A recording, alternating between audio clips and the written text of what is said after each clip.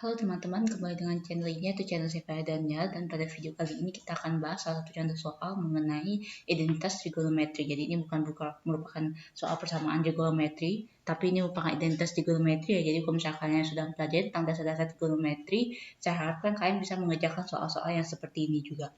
Kalian bisa lihat soal ini merupakan soal yang dikeluarkan pada beberapa tahun lalu, dan ini merupakan soal UTBK ya, UTBK untuk matematika dasar. Jadi kalau misalkan kalian bisa lihat di soal yang kita bahas pada video kali ini, jika sin P sama dengan min 8 per 17, ya sin P sama dengan min 8 per 17, dibilang juga P itu merupakan sudut yang berada di antara 3 per 2pi dan 2pi. Lalu setelah itu cos Q itu sama dengan min 24 per 25, dan sudut Q itu sendiri berada di antara pi dan 3 per 2pi.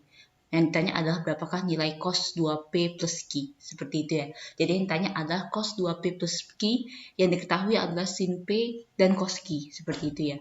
Kalau misalnya kita lihat di sini, pertama kita harus perhatikan dulu untuk besar sudut ini. Kalian bisa lihat di sini ada sudut P dan ada sudut Q kan.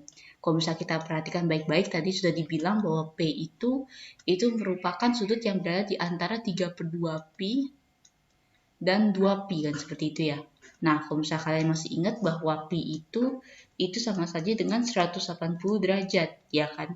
Jadi kalau misalnya kita masukkan ke dalam sini, kita ubah ke dalam bentuk derajat biar kalian lebih gampang, maka P itu berada di antara 270 derajat sampai 360 derajat, seperti itu. Dan kalau misalnya kalian sudah mengerti tentang sifat tentang kuadran, P ini berada di kuadran yang ketiga, karena P berada di antara 270 derajat sampai 360 derajat.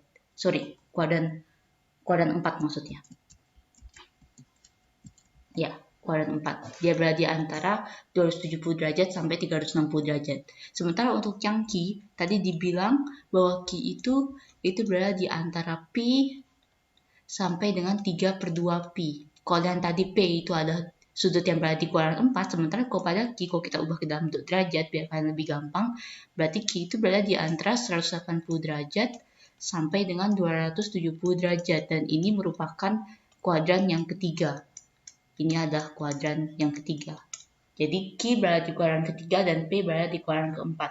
Dan sekarang untuk pertanyaan selanjutnya, seberapa pentingnya kuadran tersebut untuk nilai sin, cos, dan tan-nya? Kalau misalnya kalian sudah pernah belajar tentang dasar-dasar trigonometri, pada sudut dari 0 derajat sampai dengan 360 derajat, ini ada 0 derajat, 180 derajat, 90 derajat maksud saya, 90 derajat, 180 derajat, 270 derajat, sampai ini berarti satu putaran itu 360 derajat, ya kan?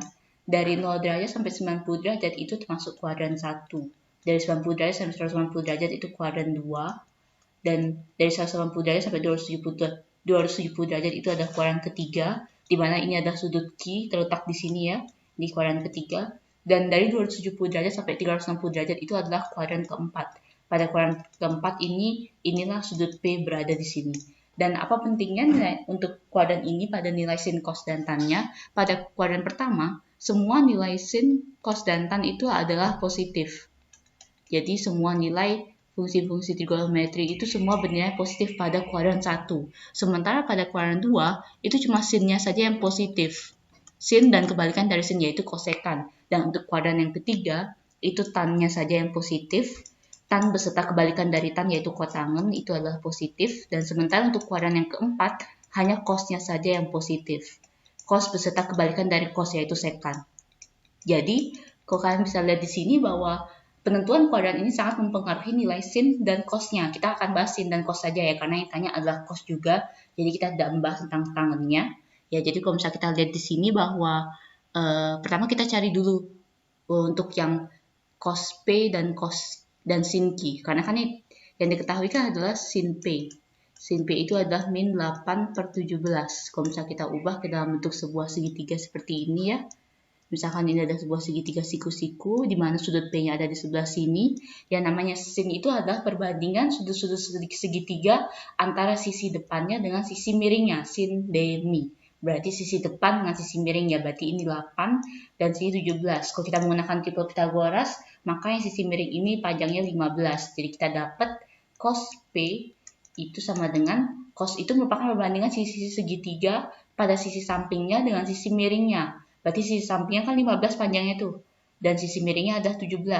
Berarti cos P-nya itu adalah 15/17. Kalau kita cek sekarang di kuadrannya, P itu adalah kuadran keempat. Seperti yang tadi saya sudah jelaskan, bahwa pada kuadran keempat yang namanya cos itu bernilai positif. Jadi kita dapat cos P-nya itu sama dengan 15/17. Itu baru untuk yang cos P-nya saja. Sementara bagaimana dengan yang sin Q? Kalau misalnya kita lihat sekarang, kan yang diketahui pada soal itu adalah cos Q. Cos Q sendiri dibilang 24/25. Oke, dan kalau misalnya kita lihat sini, anggaplah kita buat segitiga siku-siku lagi seperti tadi ya. Anggap ini siku-sikunya di sini, ini adalah sudut Q-nya. Seperti yang tadi saya sudah bilang bahwa cos itu merupakan perbandingan antara sisi segitiga, sisi miringnya, sisi sampingnya dengan sisi miringnya. 24 sini dan 25 sini. 25 berperan sebagai sisi miring dan 24 berperan sebagai sisi sampingnya. Yang disebut dengan sin, kalau kita ingin mencari sin Q, itu berarti perbandingan sisi yang di depan dibagi dengan sisi yang miringnya. Kalau kita gunakan tipe Pythagoras, berarti sudah tahu ini pasti panjangnya adalah 7. Jadi kita dapatkan adalah sin Q-nya itu adalah depannya kan 7 ya, berarti 7/25. Seperti itu. Dan sekarang kita coba cek kuadrannya. Untuk Q, itu dia merupakan kuadran yang ketiga. Kepada kuadran yang ketiga, hanya tangen dan kotangen saja yang positif. Sisanya negatif. Berarti karena ini sin, berarti sin-nya bernilai negatif. Jadi kita tahu bahwa cos P-nya 15/17 dan sin Q-nya itu sama dengan min 7/25. Oke, saya hapus dulu semuanya ya. Ini pembahasan mengenai soal kuadran ini kalian bisa dapatkan waktu kalian pelajari tentang dasar-dasar trigonometri. Dan kalau misalnya kalian bingung terkait apa yang saya sudah bahas di dalam video kali ini, kalian bisa kirimkan juga pertanyaan kalian di kolom komentar ya. Oke, saya akan tulis kembali apa yang sudah diketahui. Yang pertama adalah sin P, min 8/17. Terus setelah itu cos P itu ada 15/17. Lalu setelah itu ini sin Q, saya urutkan ya, jadinya sin dan sin gitu, min 7/25, dan cos Q-nya itu sama dengan min 24/25. Karena itu di pada soal penting sekali untuk menentukan P dan Q itu dia merupakan sudut yang berada di kisaran berapa gitu, supaya kita bisa menentukan dengan jelas dia berada di kuadran keberapa, seperti itu ya. Dan sekarang menjadi pertanyaan kita itu adalah cos 2P plus Q. Cos 2P plus Q, itu kita harus cari dulu 2P-nya. Ya kan, karena kalau kita lihat berdasarkan sifat-sifat trigonometri, yang namanya cos 2P plus Q itu sama saja dengan cos 2P cos Q dikurangi dengan sin 2P sin Q, seperti itu ya. Dan kalau misalnya kita lihat sekarang, cos 2P kita belum tahu dan sin 2P kita belum tahu. Oke, kita akan coba cari dulu untuk yang cos 2P. Cos 2P itu sama saja dengan cos kuadrat P min sin kuadrat P. Seperti yang kalian sudah bisa lihat di sifat-sifat identitas trigonometri di kiri layar kalian. Di sana sudah ada cos 2 alfa, ada 3 persamaan untuk cos 2 alfa, dan saya akan gunakan yang pertama, sehingga kita bisa ubah menjadi cos kuadrat P dikurangi dengan sin kuadrat P. Cos kuadrat P itu berarti cos P kali cos P, berarti 15/17 dikali dengan 15/17. Dikurangi dengan sin P-nya, itu berarti sin kuadrat P, berarti sin P kali sin P, berarti min 8/17 dikali dengan min 8/17. Oke, lalu setelah itu kita kalikan, seperti biasa ya, atas kali atas, bawah kali bawah, ini biasa. Berarti 225/289 dikurangi dengan 64/289. Sehingga kita dapat cos 2P itu sama dengan 161/289. Kita akan tulis dulu di samping, cos 2P itu sama dengan 161/289. Sekarang bagaimana dengan sin 2P? Kalian bisa lihat juga untuk sifatnya di kiri layar kalian ya, di kiri bawah layar kalian. Berarti yang namanya sin 2P itu sama saja dengan 2 sin P cos P, ya kan? 2 sin P cos P. Berarti itu sama saja dengan 2 kali sin P-nya itu adalah min 8/17 dikali dengan cos P-nya itu adalah 15/17. Seperti biasa, atas kali atas, bawah kali bawah, sehingga kita dapat langsung sin 2P-nya itu sama dengan min 240/289. Saya langsung tulis samping ya, sin 2P sama dengan min 240 per 289. Oke, berarti sudah beres semua ya. Sekarang kita langsung saja lihat pada apa yang ditanyakan. Yang ditanya adalah cos 2P plus Q. Cos 2P dan sin 2P sudah kita ketahui semua, sehingga kita langsung masukkan saja. Cos 2P kali cos Q, berarti cos 2P 161 per 289 dikali dengan cos Q-nya itu adalah min 24 per 25, ya kan? Dikurangi dengan sin 2P-nya itu sama dengan min 240 per 289 dikali dengan sin Q-nya yaitu min 7 per 25. Min 7 per 25. Oke, karena pada tahapan kali ini yang di depan kan berarti kan perkalian doang.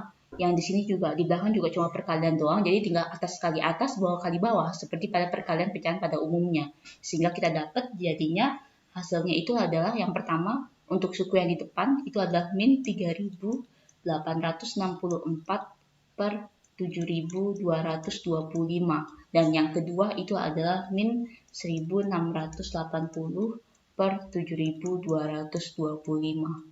Jadi kalau kita kurangkan ini min 3864 min 1680 kita dapatnya jadi min 5544 per 7225. Jadi inilah nilai cos 2P plus Q-nya. Kalau kita lihat jawabannya yang benar itu adalah B. Seperti itu. Baik, terima kasih bagi kalian yang sudah menonton video kali ini. Jangan lupa untuk like, share, dan subscribe. Dan apabila kalian memiliki pertanyaan ataupun soal yang ingin dibuatkan video pembahasan seperti ini juga, silahkan kalian cek di description setiap video kami. Sana ada email dan kalian bisa kirimkan soal kalian ke dalam email tersebut. Terima kasih.